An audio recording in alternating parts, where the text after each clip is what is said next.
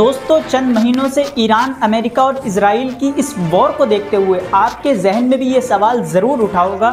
कि आखिरकार ये वॉर कब ख़त्म होगी, कब हमें सुकून का सांस लेना नसीब होगा, आखिरकार कब तक हम इस वॉर की वजह से डर कर जीते रहेंगे। दोस्तों, भले ही आपके जहन में ये सवाल ना आया हो, लेकिन उन लोगों के दिलों में ये ख्याल ज़रूर आया होगा जो यतीम हो गए या जो माएँ अपने बच्चों से दूर हो गई। दोस्तों, जहन में सोचे जाने वाला ये सवाल हकीकत में बदलने के बहुत ही करीब हो गया था, लेकिन इसको हकीकत में बदलने से रोकने वाला कोई और नहीं बल्कि खुद इसराइल है। जी हाँ दोस्तों, आपने सही सुना, वही इसराइल कि जो खुद इस वॉर में मुलव्विस है, यानी जो खुद इस वॉर का हिस्सा है, वही इसराइल कि जिसमें रहने वाले कई लोग इस वॉर की वजह से अपनी जान को खो चुके। आखिर क्यों इसराइल इस वॉर को रोकना नहीं चाहता है? क्या इसराइल इतना बुरा है कि उसे अपने ही लोगों की जान प्यारी नहीं है? दोस्तों, इस वॉर में शामिल ईरान और इसराइल ही नहीं हैं, बल्कि और बहुत सारे बड़े देश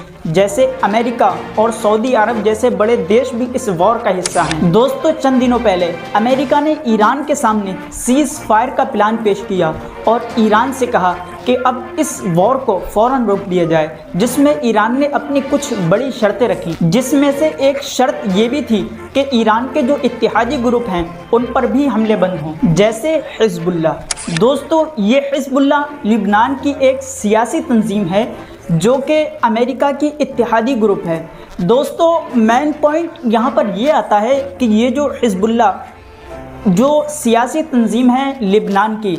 इस लिबनान से इसराइल की पहले ही से जंग चल रही थी और ईरान ने सीज़ फायर में ये शर्त रखी थी कि जो इसके इत्तेहादी ग्रुप हों उन पर भी हमले बंद किए जाएं। अमेरिका ने इस सीज़ फायर को लागू करने से सिर्फ और सिर्फ 5 मिनट पहले इसराइल को ये खबर दी कि हम सीज़ फायर लागू कर रहे हैं, जिस पर इसराइल को इतना गुस्सा आया दोस्तों कि उसने जो मिसाइलें ईरान पर हमले करने के लिए तैयार की हुई थी, उसने वही मिसाइलों का रुख लिबनान की तरफ कर दिया और उस पर 10 मिनट में 100 हमले कर दिए। इमेजिन कीजिए दोस्तों कि 10 मिनट में 100 हमले करना कितनी बड़ी तबाही की निशानी। दोस्तों, उसी वक्त ईरान ने स्ट्रेट ऑफ हॉर्मुज़ को तक बंद कर दिया और बयान दिया कि अगर इसराइल ने लिबनान पर हमले नहीं रोके तो वो सीज़ फायर को तोड़ देगा, यानी सीज़ फायर को तोड़कर ईरान इजराइल पर दोबारा हमला करना चालू कर देगा, जिस पर अरब जैसे बड़े देशों ने इसराइल को समझाया तो इस सीज़ फायर को रोका गया।